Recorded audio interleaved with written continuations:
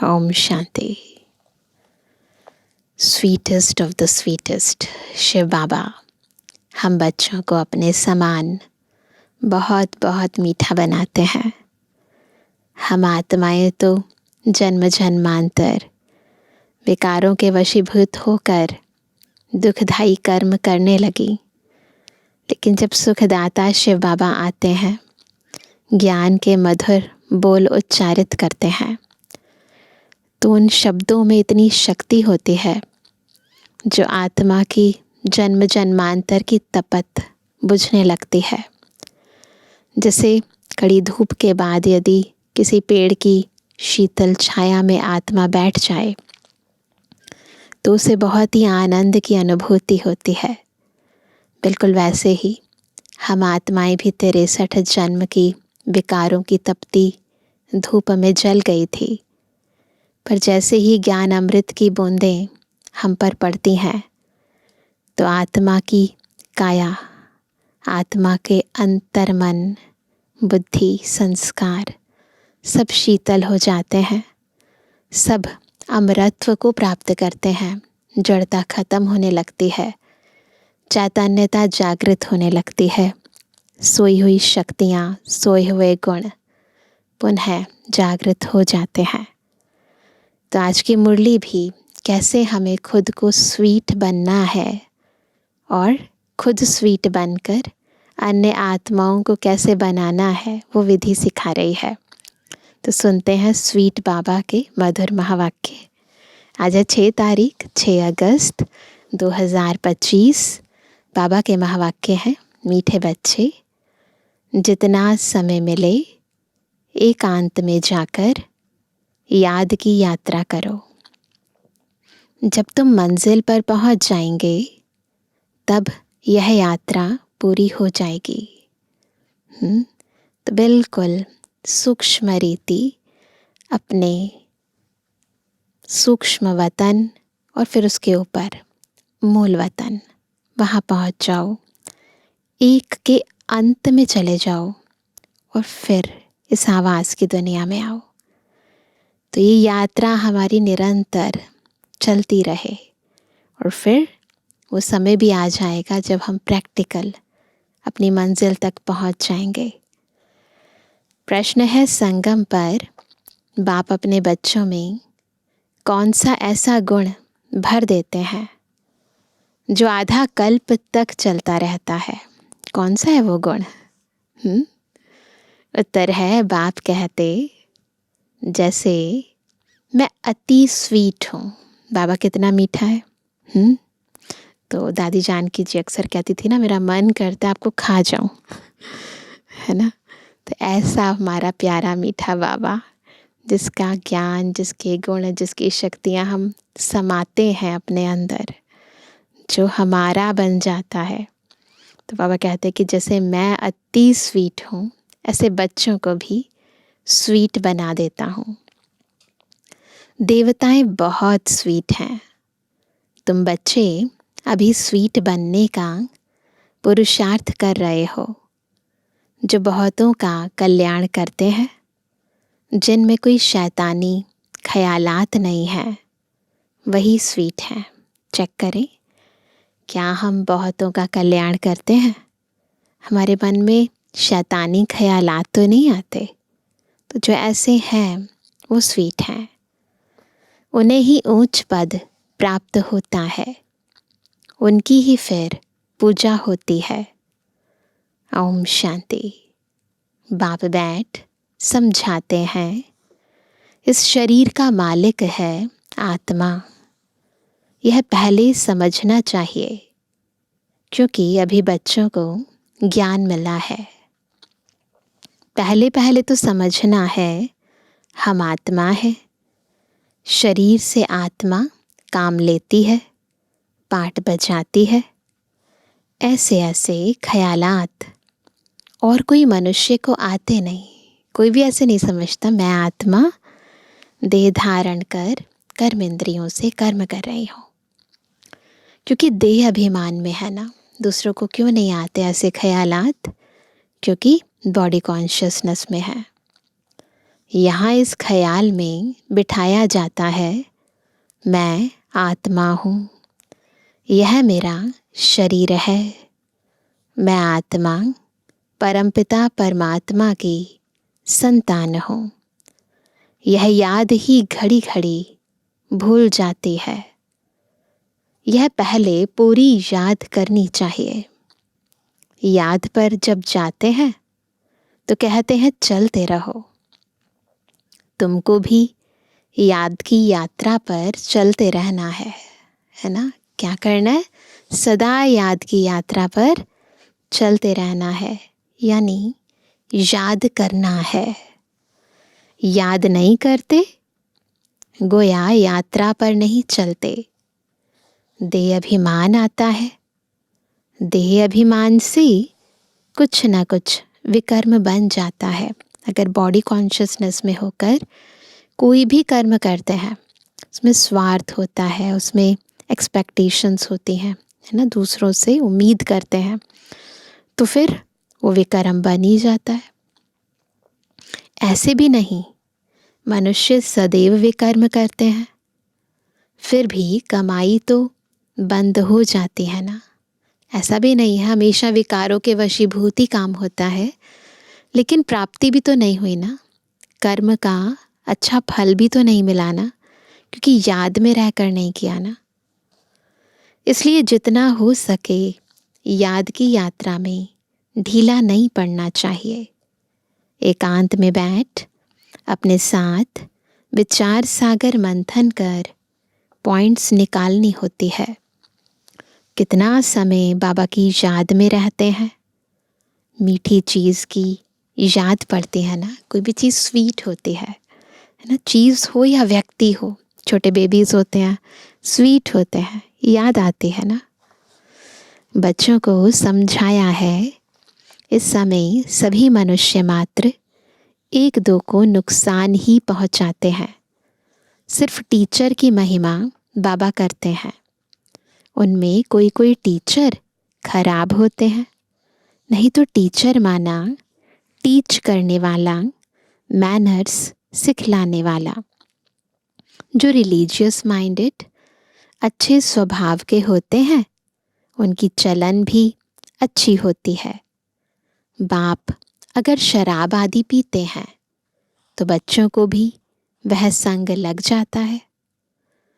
इसको कहेंगे खराब संग, क्योंकि रावण राज्य है ना। राम राज्य था ज़रूर, परंतु वह कैसे था?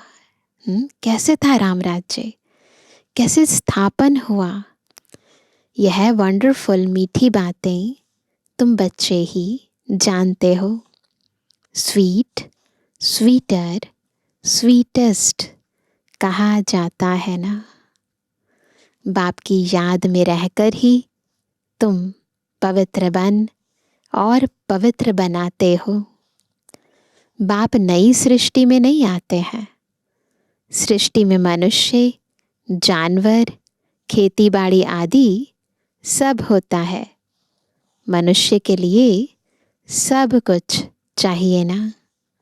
शास्त्रों में प्रलय का वृतांत भी रॉन्ग है। प्रलय होती ही नहीं। यह सृष्टि का चक्र फिरता ही रहता है। बच्चों को आदि से अंत तक ख्याल में रखना है। मनुष्यों को तो अनेक प्रकार के चित्र याद आते हैं, मेले मलाखड़े याद आते हैं। वह सभी हैं हद के। तुम्हारी है बेहद की याद, बेहद की खुशी, बेहद का धन। मनुष्य क्या याद करते हैं, उनकी बुद्धि कहाँ कहाँ जाती है, और हम बच्चे क्या याद करते हैं, है ना। सीन वही है, या यूँ कहे नज़ारे वही हैं, पर नज़रिया बदल गया है ना। उनका जो दृष्टिकोण है वो देह अभिमान या विकारों के वशीभूत होकर देखते हैं, और हम ज्ञान युक्त नज़रिए से सब कुछ देखते हैं, आध्यात्मिक दृष्टिकोण से देखते हैं। तो बाबा कहते हैं कि तुम्हारा क्या है? तुम्हारी है बेहद की याद, बेहद की खुशी, बेहद का धन, बेहद का बाप है ना। हद के बाप से सब हद का मिलता है, बेहद के बाप से बेहद का सुख मिलता है। सुख होता ही है धन से। धन तो वहाँ अपार है, सब कुछ सतु प्रधान है वहाँ। तुम्हारी बुद्धि में है हम सतु प्रधान थे, फिर बनना है। यह भी तुम अभी जानते हो। तुम्हारे में भी नंबरवार है। स्वीट, स्वीटर, स्वीटेस्ट है ना, नंबरवार है ना। कोई मीठा बनता है, कोई और ज़्यादा मीठा बनता है, कोई सबसे मीठा बनता है। तो जितना जितना बाबा को याद करते हैं, ईश्वरीय ज्ञान को जीवन में धारण करते हैं, उतना हम बाबा के जैसे स्वीटर, स्वीटेस्ट बन जाते हैं। बाबा से भी स्वीट होने वाले हैं, वही ऊंच पद पाएंगे। स्वीटेस्ट वह है। सबसे ज़्यादा स्वीट कौन है? जो बहुतों का कल्याण करते हैं। देखो हम हैं स्वीटेस्ट, सबसे स्वीट। बाप भी स्वीटेस्ट है ना। तब तो सब उनको याद करते हैं। कोई शहद या चीनी को ही स्वीटेस्ट नहीं कहा जाता, यह मनुष्य की चलन पर कहा जाता है ना। ये आंतरिक चलन की बात है ना। कहते हैं ना, यह स्वीट चाइल्ड यानी मीठा बच्चा है। सतयुग में कोई भी शैतानी बात नहीं होती। इतना ऊंच पद जो पाते हैं, ज़रूर यह पुरुषार्थ किया है। तुम अभी नई दुनिया को जानते हो। तुम्हारे लिए तो जैसे कल नई दुनिया सुखधाम होगी। मनुष्यों को पता ही नहीं शांति कब थी। कहते हैं विश्व में शांति हो। तुम बच्चे जानते हो विश्व में शांति थी, जो अभी फिर स्थापन कर रहे हो। अब यह सभी को समझाएं कैसे। ऐसी ऐसी पॉइंट्स निकालनी चाहिए जिसकी बहुत चाहना है मनुष्यों को। विश्व में शांति हो, इसके लिए रड़ी मारते रहते हैं, क्योंकि अशांति बहुत है। यह लक्ष्मी नारायण का चित्र सामने देना है। इनका जब राज्य था तो विश्व में शांति थी।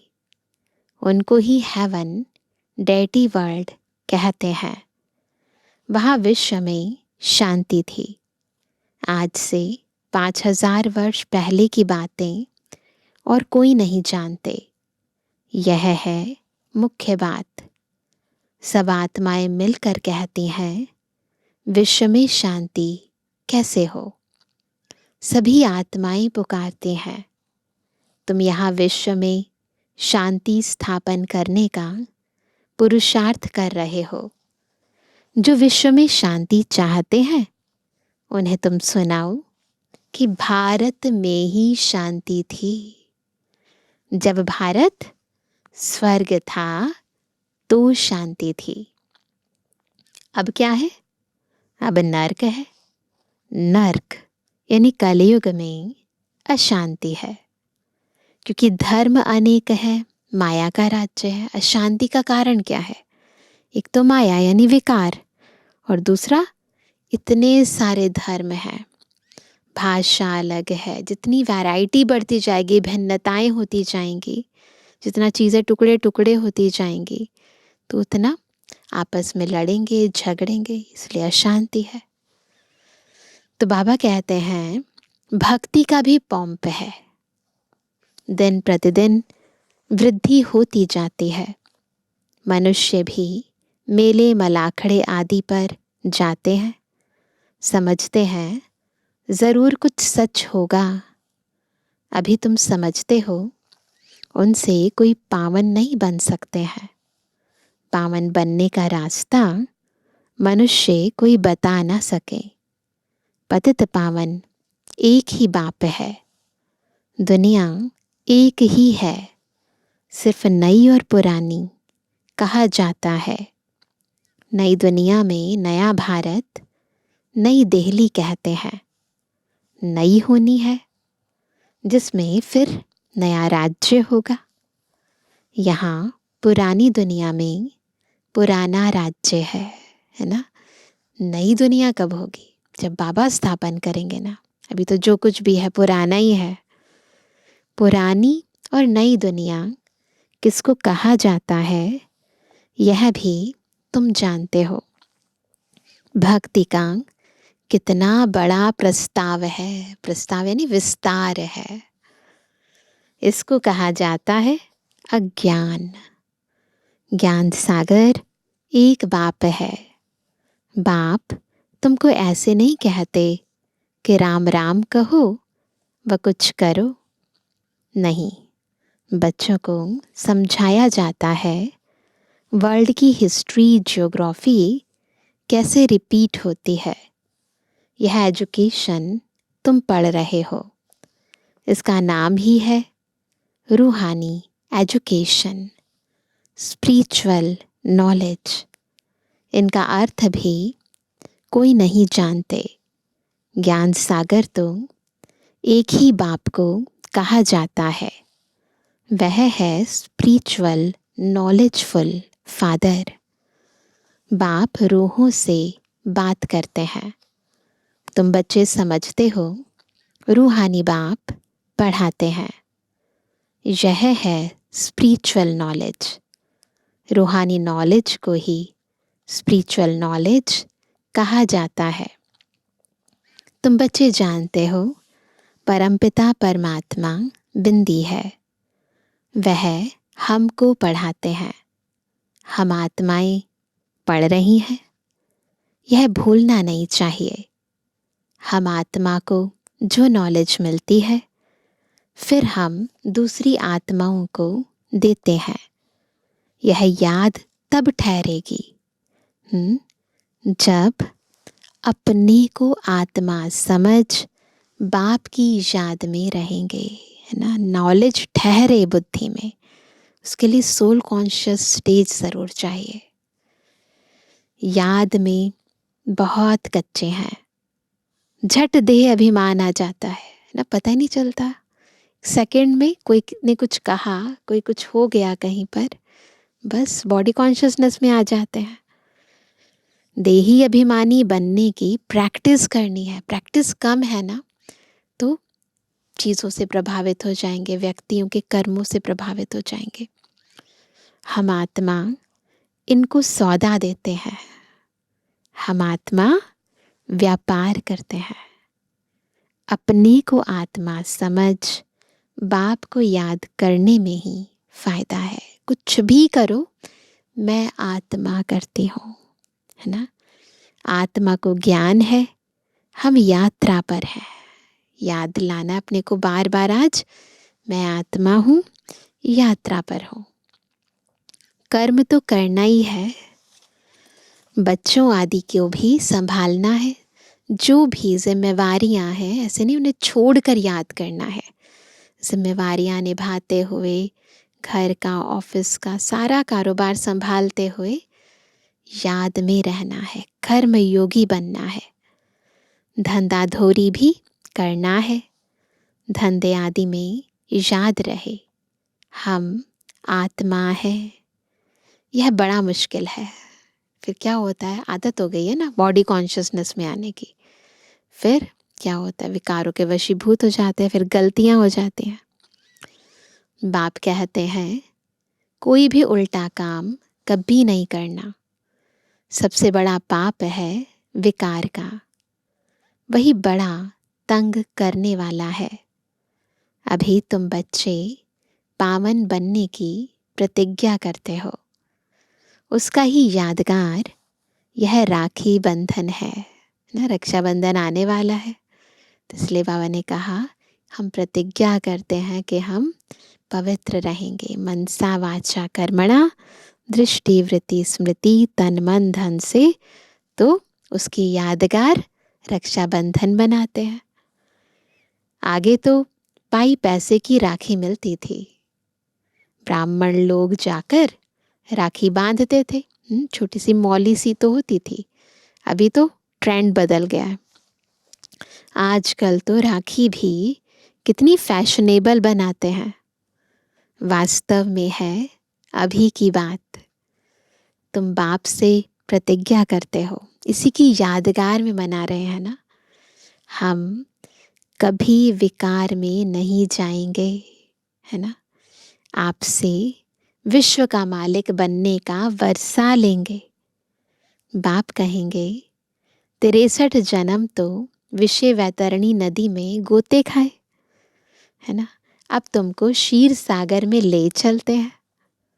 सागर कोई है नहीं, ऐसा कोई देखने वाला सागर नहीं है पानी वाला। भेंट में कहा जाता है। ये जो है एक तरह से एग्जाम्पल के रूप में कंपैरिजन किया जाता है ना। उसके साथ प्रतीकात्मक रूप में यूज किया जाता है। समझना, ये अलंकृत भाषा है। तुमको शिवालय में ले जाते हैं, वहाँ अथाह सुख है। शिवालय में यानी सतयुग में अथाह सुख है। अभी यह अंतिम जन्म है। हे आत्माएं पवित्र बनो।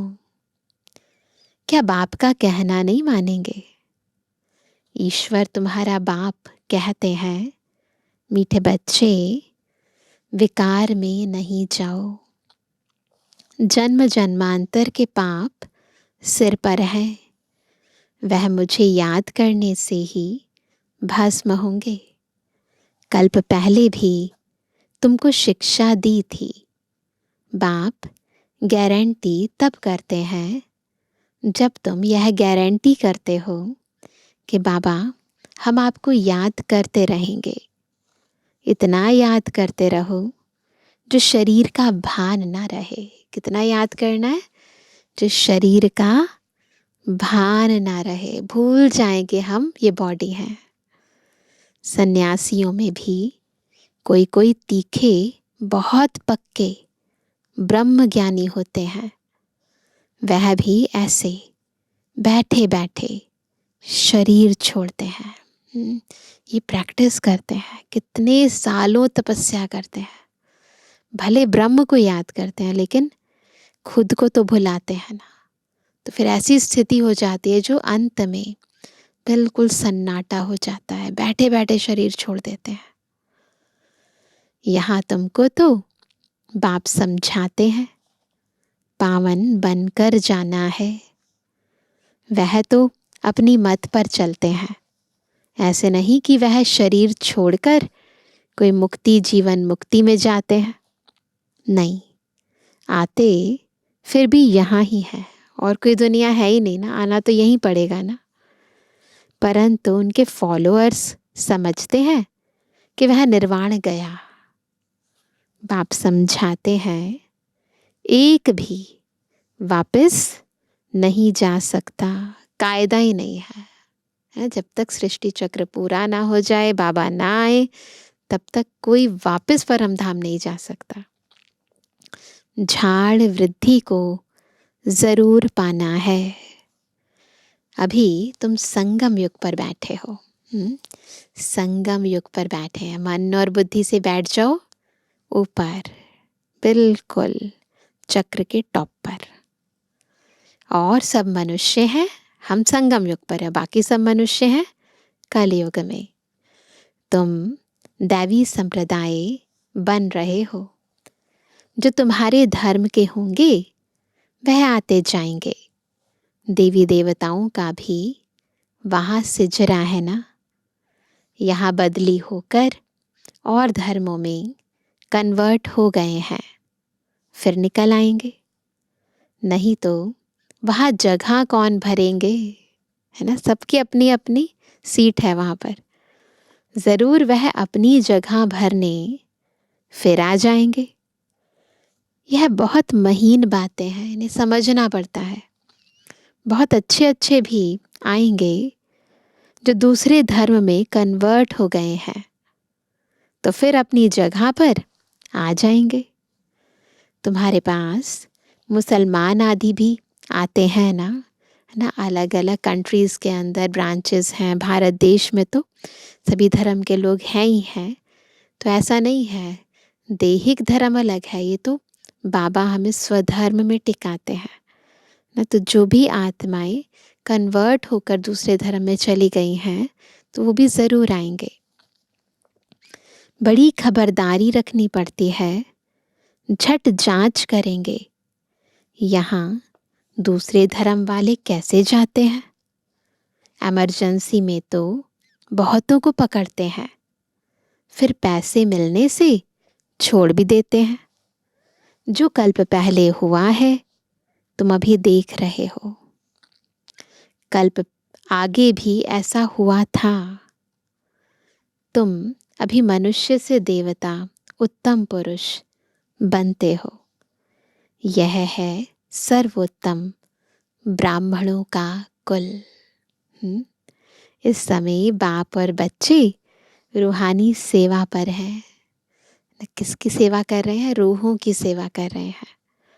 कोई गरीब को धनवान बनाना, यह रूहानी सेवा है ना। स्थूल गरीबी की बात नहीं है, आत्मा अंदर से गरीब हो गई है, उसे ज्ञान रत्नों से, गुणों से, शक्तियों से संपन्न बना देते हैं।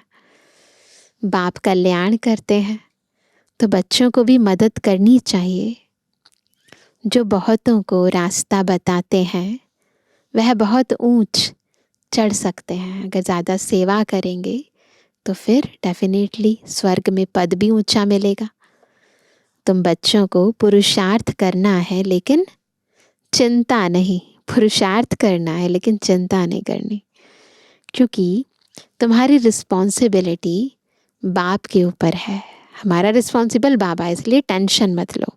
बाबा को कह दो पुरुषार्थ जोर से कराया जाता है, फिर जो फल निकलता है समझा जाता है कल्प पहले मिसल। बाप बच्चों को कहते हैं बच्चे फिक्र मत करो, सेवा में मेहनत करो। नहीं बनते तो क्या करेंगे? सेवा करते हैं, कोई नहीं सुनता है, नहीं समझ पाता तो क्या करेंगे? स्कूल का नहीं होगा तो तुम भल कितना भी माथा मारो, कोई कम तुम्हारा माथा खपाएंगे? कोई जास्ती। बाबा ने कहा है जब दुख बहुत आता जाएगा तो फिर आएंगे, तुम्हारा व्यर्थ कुछ नहीं जाएगा। तुम्हारा काम है राइट बताना। शिव बाबा कहते हैं मुझे याद करो तो तुम्हारे विकर्म विनाश होंगे। ऐसे बहुत कहते हैं। भगवान ज़रूर है, बहुत लोग कहते हैं ना, अभी तो और ज़्यादा कहते हैं। महाभारत लड़ाई के समय भगवान था, सिर्फ कौन सा भगवान था? भगवान था, कौन सा था? उसमें मूंझ गए हैं, क्योंकि भगवान बहुत सारे बना दिए ना। श्री कृष्ण तो हो ना सके। श्री कृष्ण उसी फीचर से फिर सतयुग में ही होगा। उस आत्मा को वो फीचर्स सतयुग में ही दोबारा मिलेंगे, उसके बाद नहीं। हर जन्म में फीचर्स बदलते जाते हैं। सृष्टि अब बदल रही है। पुराने को नया अब भगवान कैसे बनाते हैं वह भी कोई नहीं जानते। तुम्हारा आखिर नाम निकलेगा। स्थापना हो रही है, फिर यह राज्य करेंगे, विनाश भी होगा। एक तरफ नई दुनिया, एक तरफ पुरानी दुनिया। यह चित्र बड़ा अच्छा है। कहते भी हैं ब्रह्मा द्वारा स्थापना, शंकर द्वारा विनाश, ना कहते हैं ना विष्णु द्वारा पालना, परंतु समझते कुछ नहीं है। मुख्य चित्र है त्रिमूर्ति का। ऊंच ते ऊंच है शिव बाबा। देखा ना त्रिमूर्ति का चित्र, ऊपर शिव बाबा, नीचे त्रिमूर्ति। तुम जानते हो शिव बाबा ब्रह्मा द्वारा हमको याद की यात्रा सिखला रहे हैं। बाबा को याद करो। योग अक्षर डिफिकल्ट लगता है तो क्या कहते हैं? याद। याद अक्षर बहुत सहज है। बाबा, ये जो अक्षर है ना बाबा, बाबा अक्षर बहुत लवली है। तुमको खुद ही लज जाएगी।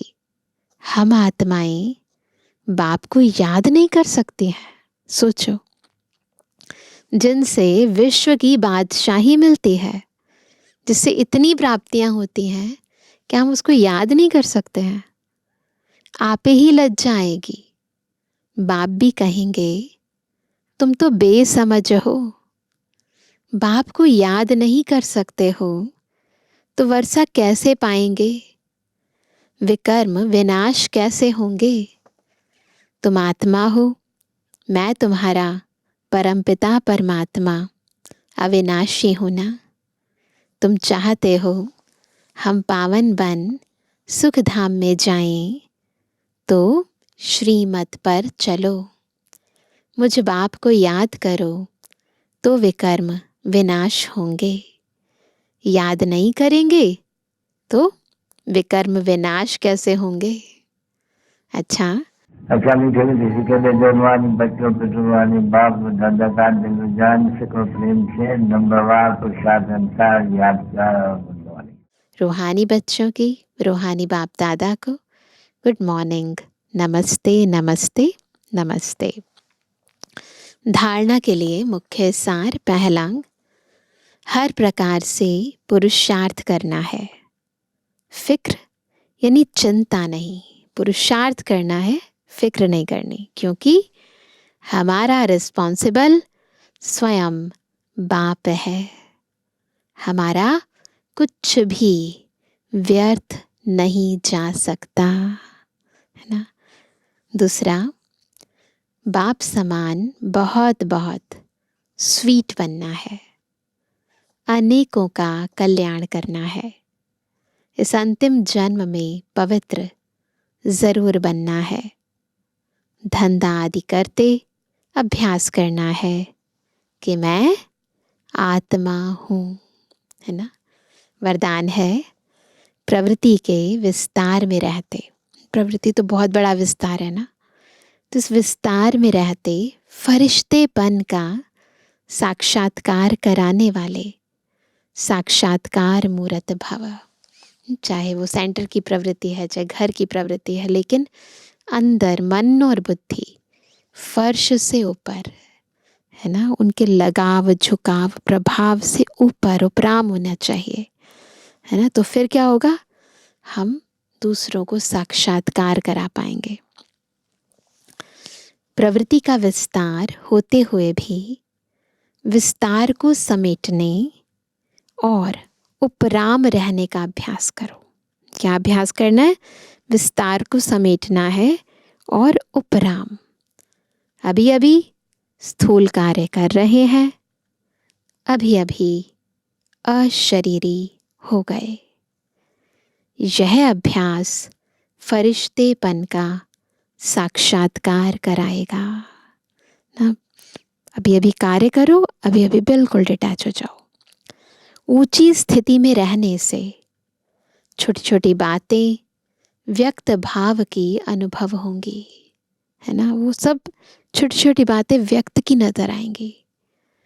ऊंचा जाने से नीचापन आपे ही छूट जाएगा, है ना। वो जो छोटी सोच है बुद्धि की, है ना, जो छोटापन है, तो वो सारी आदतें पुरानी जो देभान वश हो गई थी खत्म होती जाएंगी। मेहनत से बच जाएंगे, समय भी बचेगा, सेवा भी फास्ट होगी, बुद्धि इतनी विशाल हो जाएगी, है ना। क्योंकि छोटी बातें सोचते संकुचित बुद्धि हो जाती है। तो क्या होगा, जैसे ही ऊपर होंगे उपराम होंगे, तो बुद्धि भी विशाल हो जाएगी, जो एक समय पर कई कार्य कर सकती है, इतनी विशाल हो जाएगी। स्लोगन है, खुशी को कायम रखने के लिए, खुशी को कायम रखने के लिए आत्मा रूपी दीपक में ज्ञान का घृत रोज डालते रहो। रोज ज्ञान अमृत पीते रहो, फिर खुश रहेंगे। आज का अव्यक्त इशारा, सहज योगी बनना है तो परमात्म प्यार के अनुभवी बनो। बच्चों से बाप का प्यार है, इसलिए सदा कहते हैं, बच्चे जो हो जैसे हो मेरे हो। ऐसे आप भी सदा प्यार में लवलीन रहो। दिल से कहो, बाबा जो हो वह सब आप ही हो। कभी असत्य के राज्य के प्रभाव में नहीं आओ ना। ये जो असत्य का राज्य है ना, असत्य का राज्य बॉडी कॉन्शियसनेस का राज्य, विकारों का राज्य है ना, देह का राज्य। तो इस असत्य के राज्य के प्रभाव में नहीं आओ। श्रेष्ठ भाग्य की लकीर खींचने की कलम बाप ने आप बच्चों के हाथ में दी है। आप जितना चाहे उतना भाग्य बना सकते हो। तो क्या करना है? बाबा को दिल से कहना है, बाबा आप जो हो जैसे हो, हम जो हैं जैसे हैं आपके हैं, आप हमारे हो। तो दिल से बाबा बाबा करते रहो, बाबा को दिल से प्यार करते रहो, लव में लीन रहो, तो कठिन से कठिन बात भी सहज हो जाएगी। अच्छा, ओम शांति।